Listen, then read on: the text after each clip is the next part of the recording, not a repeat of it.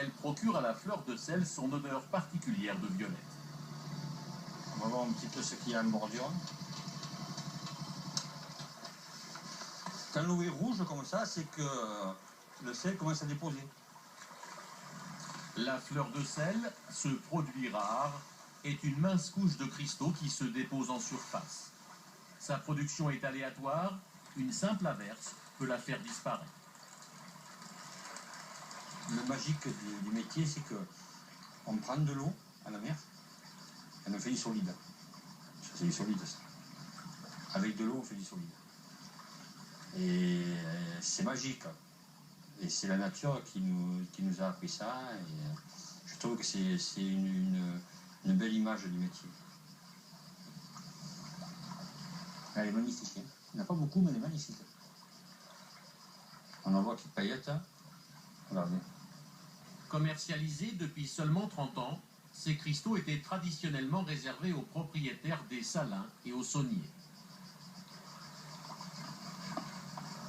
Parce qu'en même temps, ça craque. Et puis ça développe une saveur. C'est un peu la consécration de notre métier.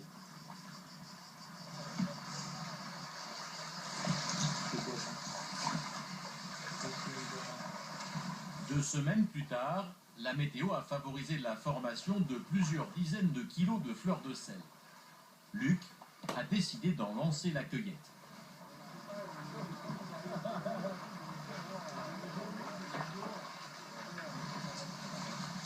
Tradition oblige, les jeunes vendangeurs de la mer sont tous issus de familles de sauniers.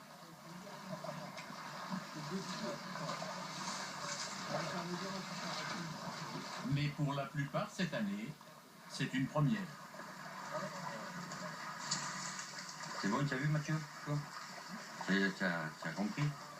Tu pousses ça et quand tu sens que ça va un petit peu, tu sens le sel, tu pousses, tu relèves un peu ta pelle, tu baisses ta pelle et tu avances. Il ne faut pas se précipiter. Oui, il faut bien écouter le son et dès qu'on entend que ça racle, il faut arrêter de suite. Vous entendez? Je sais pas si ça entend. Là, je suis dans le sel. Moi, je le sens parce que...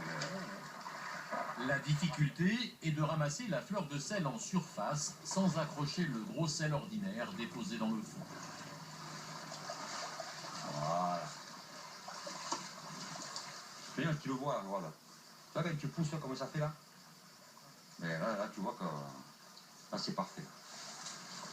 Il n'y a pratiquement pas d'insectes, de petits morceaux de bois. Bon, enfin, voilà. Voilà le piège à éviter.